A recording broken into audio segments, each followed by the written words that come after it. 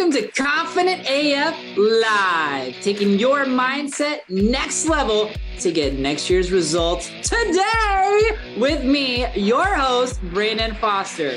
Are you a badass peep with big dreams, ready to turn your unrealistic goals into reality? Confident AF Live is the gateway to enormous new opportunities and unlimited possibilities. The unrealistic can suddenly become realistic for you if you believe it. Are you ready to take your dreams and results to the next level? Then stay tuned as we help crack open the door to new ways of impactful thinking and believing about yourself with mindset practices for badass people like you. Confident AF Live starts right now. What up, badasses? Welcome to another episode. I hope you all can appreciate the super juicy title for today's episode, which is how perception, can't even say it, how perceptions and interpretations either propel us or they crush us. Super excited for this incredible episode. If you're not already following on Instagram at Brandon R. Foster, make sure you're doing that. And make sure you're also subscribed and part of our incredible Facebook community, Confident AF Mindset Practices. So I want to go into this because after how long I've been doing this, I realized that the biggest reason why we feel good or we feel terrible is because of our very own perceptions and interpretations. It actually has nothing to do with what is. It's actually our assignment and meaning of what is and our interpretation of it that causes us to feel bad because we choose how we perceive things. We choose our interpretation of things. And how do we do that? We do that with our five senses, what we can see, touch, taste, smell, and hear. And we also do this based on what we've been told to believe, what we've been brought up to believe from when we were kids, or what society tells us and teaches us to believe. For example, how do I say this? We're just going to say it. There's no other way to say it. Just say it. I think that one of the hardest things that can happen to someone is whenever they get a negative medical diagnosis, whether it is cancer, Parkinson's, like whatever it is, because then oftentimes what they do is they go and they look up statistics. And statistics is really numbers that measure based on previous history what the outcome is going to be. But there's always miracles. There's always people who are outliers. There's always people who aren't representative of the numbers. But what happens is, as soon as us as human beings, we begin to attach to the ideas and the beliefs of what society tells us or whoever tells us based on numbers and statistics and facts and how things have been in the past, we start to limit the way that love can move through, the way that love can heal us. We start to limit the unlimited nature of God, of the divine, because our mindset then becomes limited based on what has always been. And I use medical for an example because I've had friends that have survived cancer. I have friends who passed away from cancer. I've seen all of those things. But I also feel like it goes way deeper and transcends into like all areas of our life. It transcends into the areas of finances. It transcends into the area of whether like marketing is working or isn't working for your business. It transcends into the areas of whether people will pay for your prices or whether they won't pay for your prices, whether your launch is working or whether your launch isn't working. If you're a high ticket coach or agency owner, it transcends into all those things. And the reason why is because as human beings, we all have what's called a psycho-cybernetic mechanism. There was a great book written by Maxwell Maltz about this called Psycho-Cybernetics. But a psychocybernetic mechanism is just a goal achieving mechanism. And our brains are goal achieving mechanisms. If you've heard of the law of attraction, what you focus on, you get more of. If you're faith based, as the man thinketh, so he is. Law of creation, what you create from, you get more of. When you think about the human brain as a psychocybernetic mechanism, then what your five senses job is to look at what you can see, touch, taste, smell, hear, and observe, and determine whether you are getting closer to achieving that goal or further away from that goal. But the thing is, your brain doesn't know the difference between what you want and what you don't want. It just knows what you're fixated on.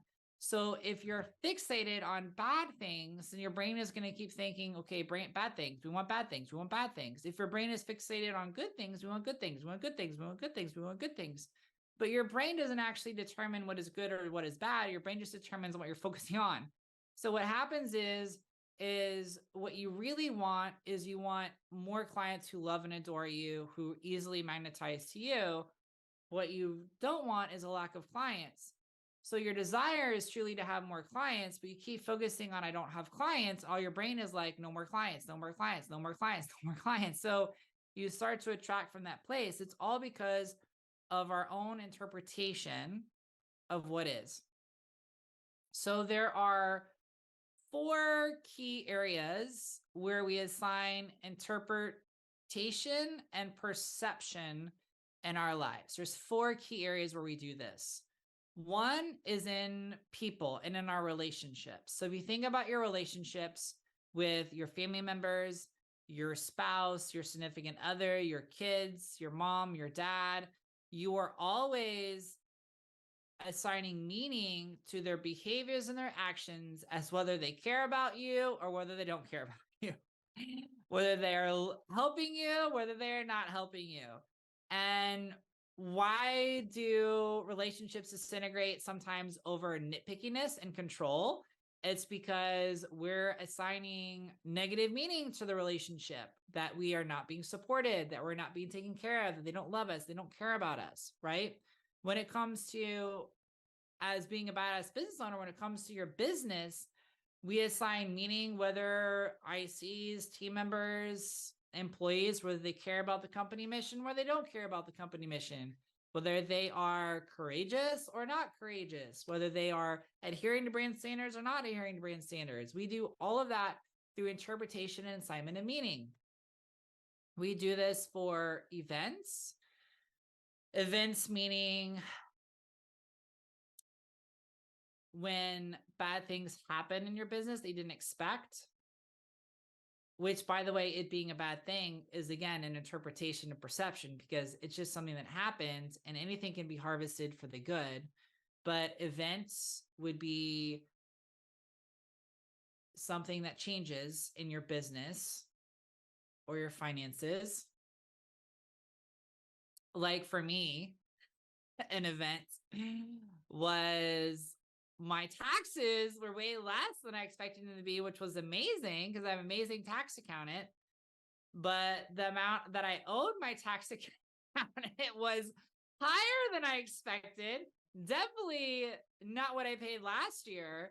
And so I had a choice. Like, that was an event. It's like, amazing. You saved all this money on your taxes. Thank you. It's amazing. I appreciate you. And you owe us this amount of money. What? I owe how much? Oh, but it's for a job well done. But we assign meaning to that based on our own perception, right? It's kind of like how we determine by our own perception whether something is expensive or whether something is inexpensive. And as your abundance grows, what used to be expensive is now inexpensive. And what used to be a laughable, no way I can afford it, is now somehow maybe I can afford it. Maybe I can figure out a way to afford it. Those things change over time based on your perceptions and your energy and your confidence and how you grow. The third thing that we assign meaning and interpretation to is results. So results is is just the feedback when we take action in our life and our business. So you go out on a limb. I'm thinking back to like high school. You go out on a limb and you ask somebody out and they say yes or they say no. Well, the result of the yes or the no, you then assign meaning and you interpret through your perception of whether that is good or whether that is bad. Like you can interpret someone saying no as a good thing. Oh my gosh, thank you. That would have been a horrible date. Or you can interpret it as a bad thing, which is, oh my gosh, I'm not good enough. I'm not good looking enough. My personality stinks, like whatever it is.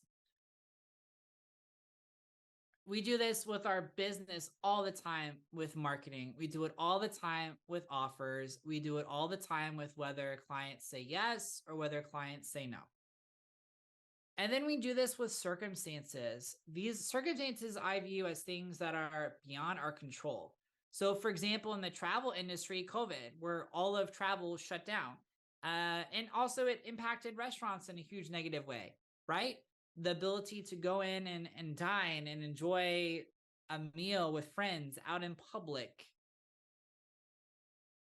And so if you had just decided to open up a restaurant or just decided to open up a travel business and then the pandemic hits, you could totally assign meaning and perceive that as, oh, I'm cursed. God must hate me. This was a bad decision. I never should have done this. What was I thinking? But the truth is, you couldn't control COVID. You couldn't control that circumstance. And it's your assignment, your perception of meaning that really determines your outlook and your outcome or your attitude, which a quick recap, attitude is what? Attitude is thoughts and feelings together. And I have this amazing person who goes to the gym, Mr. Opala. And he used to be a vice president for human resources. And he gave me I think it's a Chuck Swindoll quote on attitude, that nothing is more important in life than your attitude about a certain situation or circumstance. And I love that because attitude is choosing how to think and how to feel about all four of those buckets: people, events, results, and circumstances. And the reason why I'm saying this to all of you is because our perceptions and interpretations of those four things, our perceptions and interpretations of people, events, results, and circumstances will either propel us. In other words, if we have a good attitude, and despite what we can see, touch, taste, smell, and hear, if we have a good attitude, good thoughts, good feelings about the situation and circumstance, that will propel us to a brighter, more abundant, joy-filled, amazing future. If we choose to allow people, events, results, and circumstances to be interpreted as a curse or negatively, or as assignment and meaning that is in direct argument of divine love for us and our creation and our capabilities and abilities and what we can do, then what happens is it will crush us. It's why we quit. It's why we quit in relationships. It's why we quit in business. It's why we quit on family members. It's why we quit for believing that we can have a better, more abundant financial future, more profitability in our business. It's all because of our choice of assignment and meaning. And we often tie our interpretation perceptions with those four events, people, events, results, and circumstances, to three things. And these three things, I feel that these three core issues are the most important mindset, emotional components that will determine your business success more than anything else. Your worthiness, your identity, and your security and who you are. So identity is your habitual personality. Your identity is what you think and what you do on a habitual basis. But I just want you to think about how people and how they treat you can shape your own identity and take your power away from you based on your perception and interpretation. So let's just take the business example of a client saying no to an offer. You get on a sales call, everything is going great. They say yes, and then they ghost you, or they say yes, and then they say, oh, never mind, we don't have the money. Or maybe they just flat out tell you no, whatever it is. But you could, after that happens, choose to assign meaning to the event as, well, they said no, so I must really be terrible at sales. They say no, so I must really not have a good future. They say no, so I can't be financially abundant. They say no, so I really, really, really screwed up at this. But do you understand how that's a choice? Because you could also look at the same event and be like, oh my gosh, someone better is coming, and they're coming quicker and easier than ever thought. Oh my gosh, someone even more amazing is gonna come. Oh my gosh, that was protection, right? Have you heard of the phrase rejection is protection? Oh my gosh, I'm being protected. You could also look at this in terms of identity, like for your kids' lives, or when you were a teenager, when you asked someone out and they said no, or no one asked you out, and you start to interpret it as you're not good looking enough, you don't have a very good personality, you don't belong, right? You see how destructive that is, and it's all based on our own perception and interpretations. And these perception and interpretations are propelled by religious beliefs, society beliefs, news, media, like the identity that if you're gay, then God doesn't love you and you can't have a relationship with God. It's just impossible, right? And then you have the second one, which is lovability, which is like worthiness, right? How does that play into our business? How does that play into our personal lives when we assign meaning to things? Well, if no one's buying your offer, you can feel like, well, I'm not good enough. My offer is not good enough. My gift to give the world is not good enough, right? And if you don't have core beliefs that say, I know I'm loved, I know I'm worthy just because I exist, and the same creator of the whole entire universe created me, which means I am as important as the sun, the moon, and the stars, because there's only one sun and the moon and the stars. There's only one of me from the beginning of time. That's a power thought for you right there. So we can assign our worthiness to an event based on what happens to us, right? So let's say you have a team member who makes a mistake and it costs you thousands of dollars. Then you can assign meaning to that as, man, God must really hate me because I screwed up and now I'm being punished. Now I'm very, very unloved. I must be unworthy of the business that I have because God has decided to take it away. Not helpful. Not helpful at all. Another thing with lovability is like results. And man, we do this all the time in business just based on whether people purchase from us or they don't purchase from us. Whatever it is that you have to offer the world, we do this all the time. Like our worthiness and lovability being tied to how much money we earn, how much money we receive, how many clients we have. It is like a vicious and never ending cycle, and it's not helpful. And instead, you could be using all of that feedback to help inform how to work on your marketing, because marketing is simply communicating how you can help the world. The more effective you are at communicating how you can help, it would make sense then that the more people will find you and ask you to help because your communication has improved, so they know exactly who it's for, and they know it's for them. They know what you're offering, and they're clear on that offer, and they're excited about that offer, and you're clear on the price, and they understand the value of the price. It makes for very easy growth in your business. I mean, just think about how much we tie into skin color into our worthiness, our religion into our worthiness, sexual orientation to our worthiness, the money we make to our worthiness, the car we drive to our worthiness. All these measuring sticks which actually Brene Brown talks about this Enduring Greatly. She talks about belonging.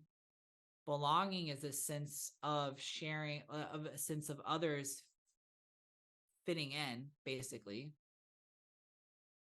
And then the third one is security and insecurity.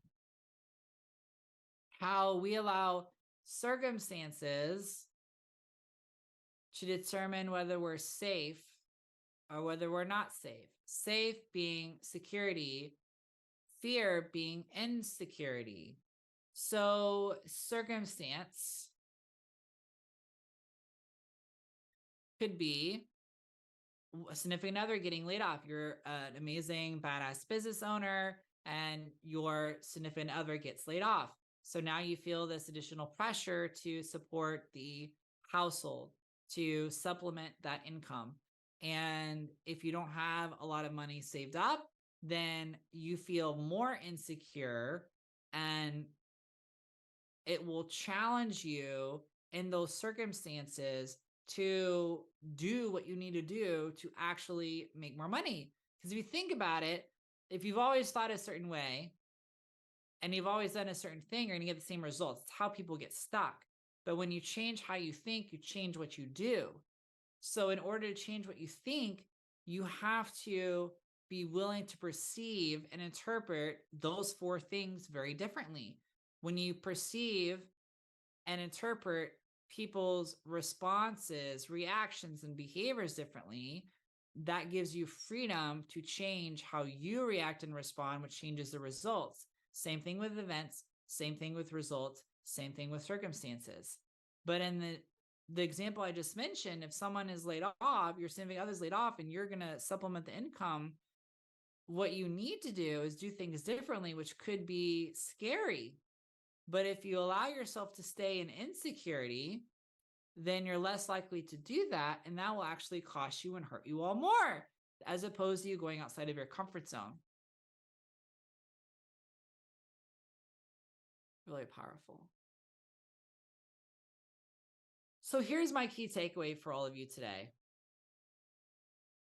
I want you to be willing to examine people, events, results, and circumstances in your life through the ideas of unconditional love, as opposed to the fins of punishment, fear, bitterness, anger, and resentment. I want you to shift and ask God, angels, universe, please help me to see the people around me, the events of my life, the results of my business, the circumstances I'm currently in that are beyond my control, through the eyes of unconditional love, so that I can move forward in my business.